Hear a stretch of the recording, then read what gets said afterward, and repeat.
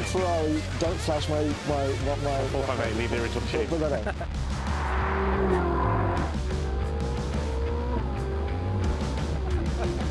I mean, you're not really wanting for speed, are you? No.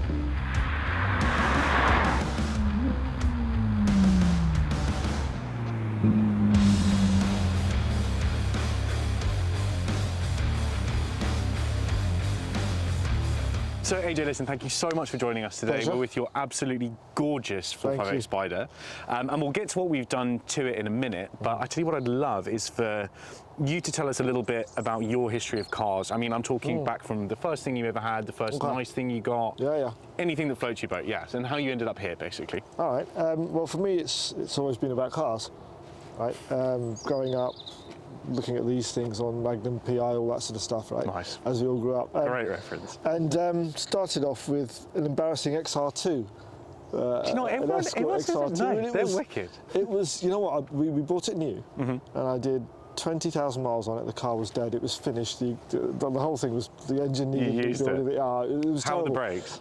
It was just smoke coming out of it. It was horrible. It was horrible. The worst car I've ever bought. So we sold that, and I bought a 190.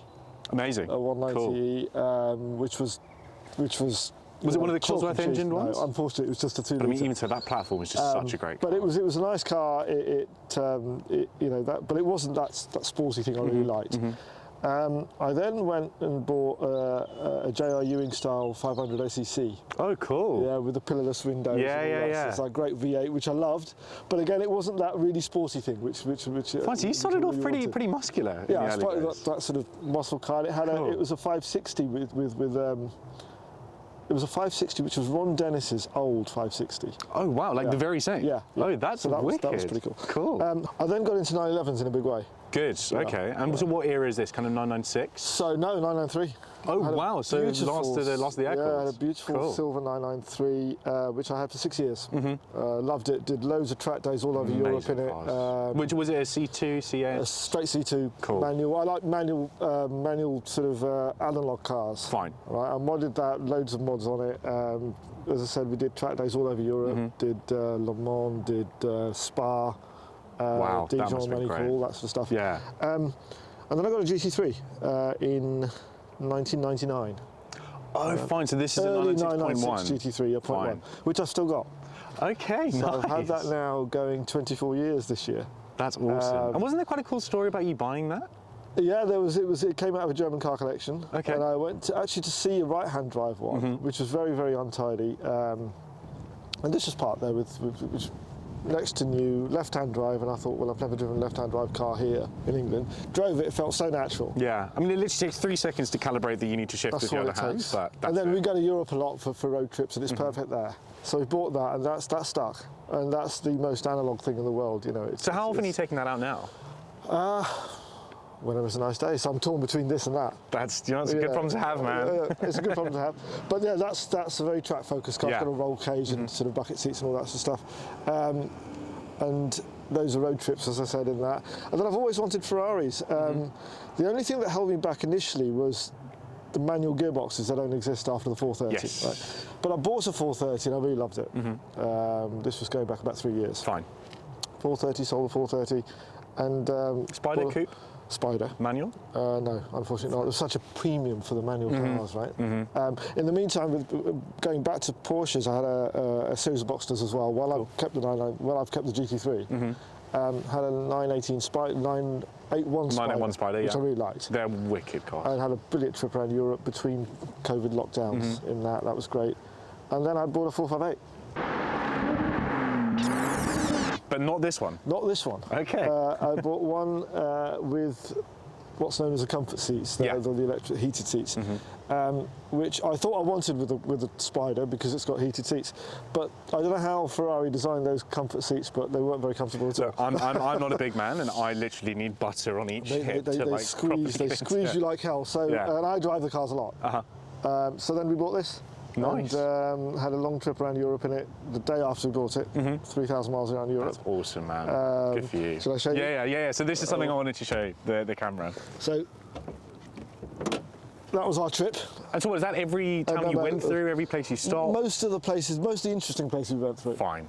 So we started off in the Black Forest, drove down over the Alpine passes, down to the Ferrari factory, had a tour of the factory, which was brilliant. Amazing. Seeing the production line in action was awesome. And it's a great marketing ploy as well. You're hooked. Once you've seen that, you're hooked. And the thought that this was built there and you take it back and all that. Exactly, back to the gates. Quite nice. Awesome, quite nice. Awesome. Yeah. And I think this is probably now a good time to bring it on to what we've done to it. Yes. So obviously you've had the car for ages, you know how they work, you've had two, and we've had some discussion about what to do in the kind of long term, but as of right now we've done the steel Novitec rear silencer and then the exhaust remote kit. Yes. And you've now had that for what, 2 or 3 weeks? Yeah. And how are you finding it?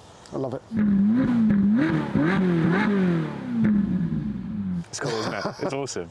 So the reason I did it was when I bought the car, in fact when I first bought the first 458, Ferrari, I guess due to emissions laws and regulations, out of the box the exhaust is silent under sort of 3,000 revs. Right, the valves are closed. Yeah.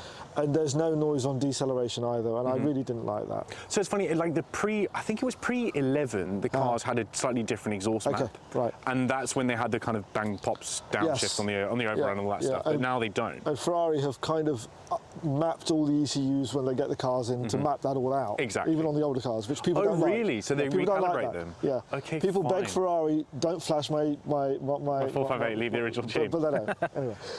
So I thought it was way too quiet. It encouraged the wrong things. It encouraged you to have it in race all the time and over rev it even when the conditions don't allow it, just to hear something. Yeah. And that's not the way to drive. So what I did the first thing I did when I got this was I took the diffuser off and cut the valves. Yes, you had the valves pinned, didn't you? But it never quite sounded like it was running sweet. Yes. All right, it sounded like it was running rough. It did pop and crack and all that sort of stuff, but it didn't sound right to me. Yeah. Right. And so, I mean, it's interesting you say that because it sounds like a marketing ploy that I'm saying to people when they go and buy these things, but a lot of people will do this. They'll go and get remotes for the original exhaust, or they'll pin the valves. And the point is that Ferrari did not design that to sound good with the valves open below X RPM. No. And then I started looking around thinking, well, what's the solution? Is the solution change the whole exhaust? Or what is the solution? Yeah. It wasn't... I wasn't going to leave it like it was. And then I got introduced to you guys. Yeah. And I remember, so when you first got in touch, I think you were quite interested in the full system because obviously we've got a mutual friend with the 812 who's got the full system and they sound ridiculous. Yes. But he's a bit of a nutter. And I do use the car, so I can't have it sounding ridiculous. Exactly. It needs to be usable as well. Precisely. So to me, it sounds like the car maybe should have sounded out of the factory, but Ferrari weren't allowed to let it sound like that for me. Yeah, I mean, they have to homologate the car for the kind of lowest common denominator, right? So they've got to go to the strictest rules and then build everything to that. But I mean, so the other question I had for you is, how have you found just the volume since we've done the exhaust? Because, I always say that it's not really the focus. We're changing the way that the car sounds rather than affecting the volume. I remember saying to you that I don't want volume, I want sound. Exactly. Quality of sound is much more important than volume. I don't want volume just for the sake of volume. Precisely. That's awful. Yeah. I wanted it to sound like it was running sweet and that higher pitched sound. Not necessarily the volume. No, exactly. And that's exactly what it's done. And so I mean, the way that I usually will break it up, and I mean, this is a massive oversimplification, but the back box is basically in charge of the tone. Yes. And then the cats are essentially in charge of the volume. Yeah. And that's the way that we craft it. But I think we should go for a bloody drive, to be honest with you, because it sounds wicked. So enough talking, let's go do it. Let's do that.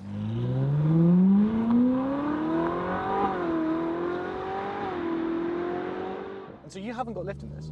No. But see, this is the beauty of the 458, you just don't need it. Don't need it. And it could be dropped, it could do with being dropped a bit, I think. But, I mean, look, the springs is a really nice mod because it's not particularly invasive and you've got so much clearance at the front already. In fact, probably too much from an aesthetic point of view. It's the only big downfall I've sort of, or not downfall, but the low point of the 458. The fact that that's cat back is just crazy. Cat back? How do you mean cat back? So as in the cats are in place, and the only thing we've changed is just, but it's behind us. It's a back box, isn't it? I mean, most cars you'd have to do everything, manifolds and the whole lot to get it to sound Oh, good. do you? Oh, this does that all the time, it's brilliant. And the little snaps and cracks as well, wow. And it's got, it gives it character. Yeah. It Yeah, really absolutely. does. It feels like it's. It sounds so corny, but it feels like it's a bloody living thing. Yeah, Do you know what I mean? It's an engine which I really missed without with the valves closed. It was just characterless. I didn't like it. I really didn't like it. But I mean, this is the biggest kind of endorsement I can give it is we're going down a driveway right now and we're already smiling like idiots. Yeah, and we're only doing. We've not gone more than 30 miles an hour. Like, I mean, if I do that's 31 miles an hour. That's crazy. And it's fun, and that's why I think this is a real sweet spot that Ferrari did. Yeah, no, I completely agree. This is definitely one of their greatest hits. In a 488, you'd be like, it just sounds crap. Yeah. I mean, how old's this car now? It's in the platform. 14 years old? Yeah, it's 2010, wasn't it? It came out.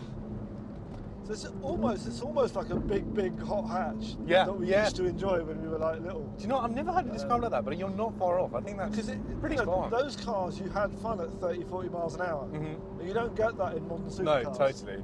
You know, you're having to go way too quickly. But then again, here we are in a sleepy village. That's fine. And you know, you're not irritating anyone. No. And the valves aren't even closed right now. No, they're not, are they? But I imagine you don't close them very often. It's literally Why would you? You've got that thing coming out the back. Yeah, in the drive and out of the drive in the garage.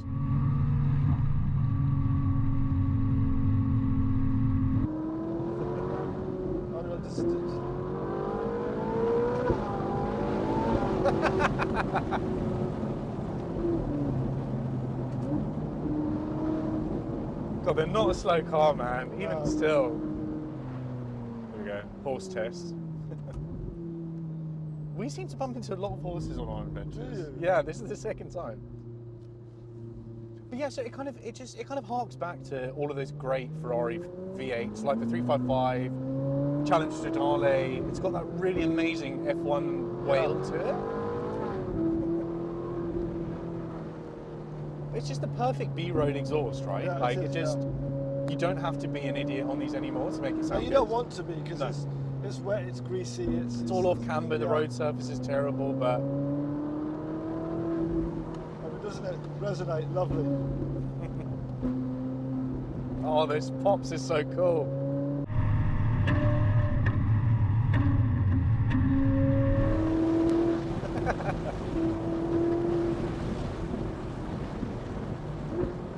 And the downshifts are like. Is that good? I mean, you're not really wanting for speed, are you? No. You're not thinking, oh, I wish it was faster. I genuinely don't think I've stopped smiling since we left the car park. No, it's just the sound. It's just it's that waily sort of wail. This is one of the great human experiences. This car. You cannot get enough of it. Just around here, when it starts that, then it changes character again. I mean, it's almost a little bit like the 355, where it suddenly has that switch that it does when it changes channel. Yeah. I mean, it's not as pronounced, but you can tell it definitely changes characteristics around there. It does, yeah.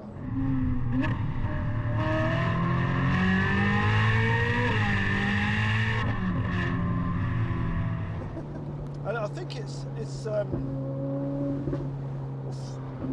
noise is getting better as I drive it more. Well, as it's getting hotter, right? It just sounds even better. Oh, I see.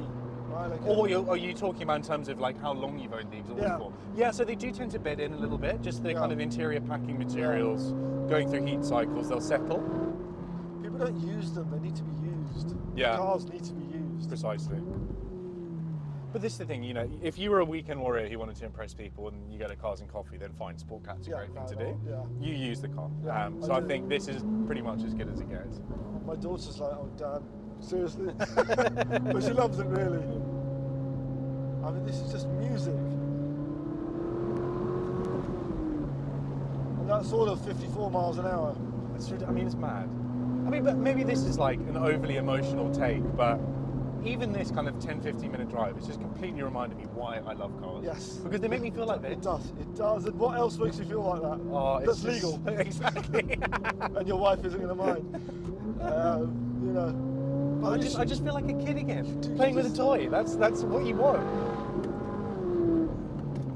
You just think every single downshift. Every single downshift. You really do, don't you? And you just think, Do one thing. If I ever think of selling this thing, talk me out of it. Oh, don't worry, I will.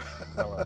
Or I'll have to take it off your hands. I've said that to a mate of mine years ago with the GT3. I said, if I'm ever stupid enough to say to you, Getting rid of it, you stop me.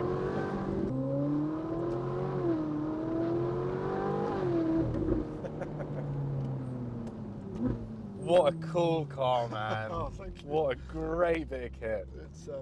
It's not the quickest thing in the world, but It's still fast enough to give you butterflies, man. That's all you need. you're not wanting for speed. It's not about speed for me. No, It's no, not no, about no. speed at all. I like speed, but I prefer sound. Yes. And that's why this is so great. Totally.